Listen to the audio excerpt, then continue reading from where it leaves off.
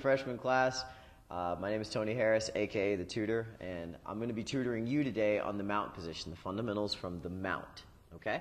So today we're going to have Mario here helping us with this position. So go ahead and lay down, Mario. Mario Gayor. All right. When you've gotten to the mount, it's usually one of two things. Your opponent, you and you're practicing in class and your instructor's teaching you something, or your positional sparring, or, which I guess I shouldn't have said positional sparring without thinking I was going to explain it. So I'm just going to explain it really quick. Sometimes in class, your instructor wants you to get really good at one position, so they'll have you guys start in that position and fight just from there. And if the position breaks apart by their set of rules, which means, let's say you start in what I'm going to explain the details to you, which is the mount.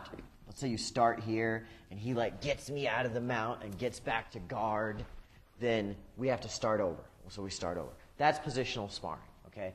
My goal might be to maintain the mount and make him tap, and his goal might be to escape. And if I lose the mount or he taps, then we start over. Okay, so the mount itself. There's a lot of different ways that you can mount, and I'm going to go over a few of them in this video. Turn a little bit for me, Mario. One of the big things that I want you guys to understand is that we want to start learning how to use other body parts other than just our hands. As far as, and if you didn't catch that drift with the guard, like you notice the legs and the hips are doing a lot of the work. In the mount, we're going to do the same thing, so we can free up our hands and our upper body to use it to attack. So, the most basic mount position I'm going to show you guys is where your knees are under their armpits, and a lot of people will usually do this, so I really don't have control over his arms yet. I'm going to show you how to do that. But I've got my knees under his armpits. They're past his guard. My feet are going to go flat on the mat and tuck under his hips. Okay? And I have my hands posted on the floor. And I'm squeezing my knees just a little bit here in this position. Okay? My hips are being pushed down while I'm doing it. So every part of me says that I want to stay attached to him and I want to feel the floor. Okay? My hands being on the floor is important because it allows me to move in case he tries to rock me that way. One rock. I can put my hand out to stop him from rolling me over that way. Okay, so it's very important that we do this. This is called posting. Okay, if he rocks me, I'm going to post my hand on the floor to stop myself from rolling. Sometimes you can have it control this way and shift your weight away so that you don't have to worry about getting rolled that way because your weight's over here and you just have this hand ready to post over there. Okay? So this is one way that you can mount. Another leg position that you can use to mount is where you are further up in their armpits. So you've managed to free space under their armpits. And now you're like this. You have to make sure when you're in this position though, you're still working your hips down into your opponent. Your feet are still pinching. Okay? And you're watching out because people like to throw their legs up. So what I like to do when I'm here is I'll pull up their head a little bit off the mat and rock to one side like I explained just a moment ago so that it's harder for them to get their feet underneath my armpits or around my waist. Okay? And usually here, if you notice my feet, now they're not under his butt.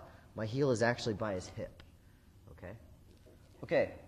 Another way that we can mount and maintain the position is something we like to call Saturday Night Ride. It's a little different than the one that some people might know from wrestling. We tend to not do the hooking of the ankles and the stretch, but what we will do is cross our ankles, squeeze our legs, and push our hips down on our opponent. So we're crossing our ankles, doing a bite with our knees, and pushing our hips down on our opponent. This is something sometimes you need to do to stabilize maybe sometimes a larger opponent.